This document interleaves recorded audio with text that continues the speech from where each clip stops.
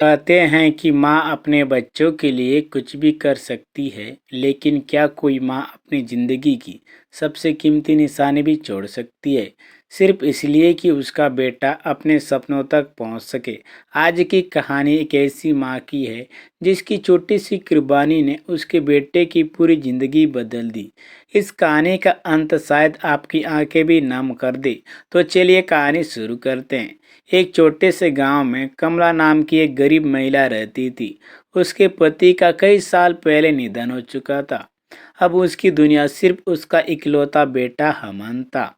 कमला दिन भर खेतों में मजदूरी करती, कभी लोगों के घरों में बर्तन साफ करती और शाम को थकी हुई घर लौटती। लेकिन चाहे कितनी भी थक जाए, बेटे के सामने हमेशा मुस्कुराती।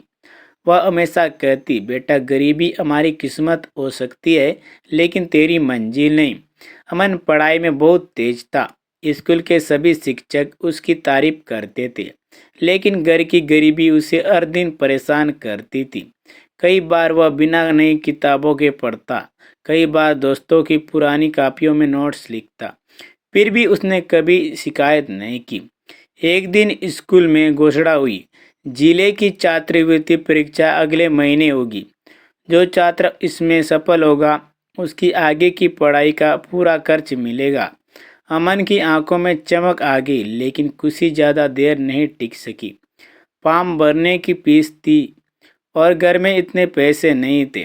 शाम को उसने माँ से धीरे से कही, माँ रहने दीजिए, मैं अगले साल कोशिश कर लूँगा।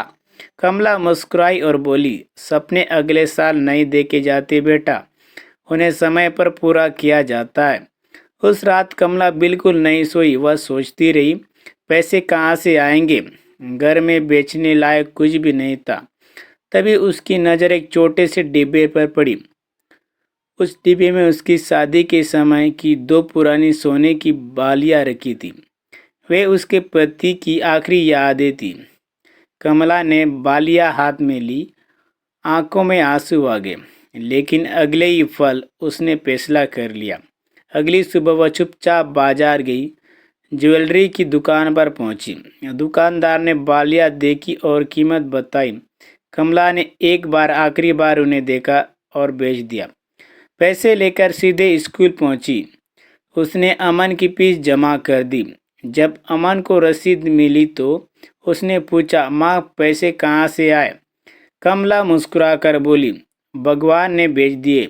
अमन ने माँ की बात मान ली, लेकिन उसे नहीं पता था कि भगवान नहीं, उसकी माँ ने अपनी सबसे प्यारी निशानी छोड़ दी थी।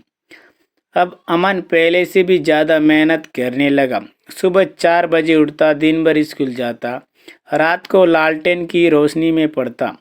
कई बार नींद आने लगती, लेकिन माँ की मेहनत याद आते ही वह फिर किताब खोल लेता। कमला भी उसके साथ देर रात तक जागती, कभी चाय बनाती, कभी उसके सिर पर हाथ फेरती और कहती, थोड़ा और पढ़ ले बेटा, मेहनत कभी धोखा नहीं देती। मेहनत का दिन आ गया। अमन पूरे आत्मविश्वास के साथ परीक्षा देने गया। कुछ हफ्तों बाद परिणाम आया। पूरा गांव स्कूल से बाहर खड़ा था। प्रधानाचार्य ने जैसे ही नाम पुकारा, जिले के प्रथम स्थान अमन, तालियों की गूंज से पूरा स्कूल भर गया। कमला की आंखों से खुशी के आंसू बहने लगे। उसे लगा जैसे उसकी सारी मेहनत सफल हो गई। छात्रवृत्ति मिलने के बाद अमन शहर पढ़ने चला गया। वह माँ को हर हफ्ते फोन करता। कमला हमेशा कहती, अपना ध्यान रखना और मेहनत करते रहना। साल गुजरते गए, अमन ने पढ़ाई पूरी की। उसने बड़ी प्रतियोगी परीक्षा पास कर ली। अब वह एक सम्मानित अधिकारी बन चुका था। पहली तनख्वाह मिलने के बाद वह सबसे पहले बाजार गया। उसने सुंदर सोने की नई बालियां खरीदी। फिर गांव पहुंचा। कमला उसे देखकर खुशी से रो पड़ी। अमन ने माँ का हाथ पकड़ा और बालियां उनके हाथ में रख दी।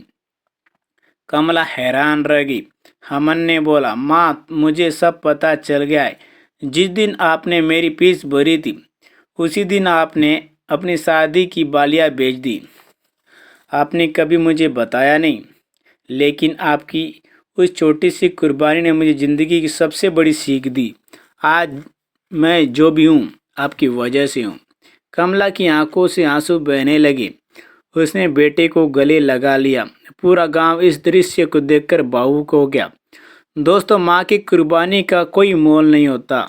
वह अपने बच्चों की मुस्कान के लिए अपनी सबसे कीमती चीज भी छोड़ सकती है। अगर आपकी माँ आपके साथ हैं तो उन्हें समय दीजिए, उनका सम्मान कीजिए, क्योंकि माँ का प्यार इस दुनिया की सबसे बड़ी दौलत है। अगर इस कहानी ने आपके दिल को छू लिया तो वीडियो को लाइक करें, शेयर करें और ऐसे ही दिल को छू लेने वाली कहानियों को सुनने के लिए हमारे चैनल को सब्सक्राइब करें। धन्यवाद।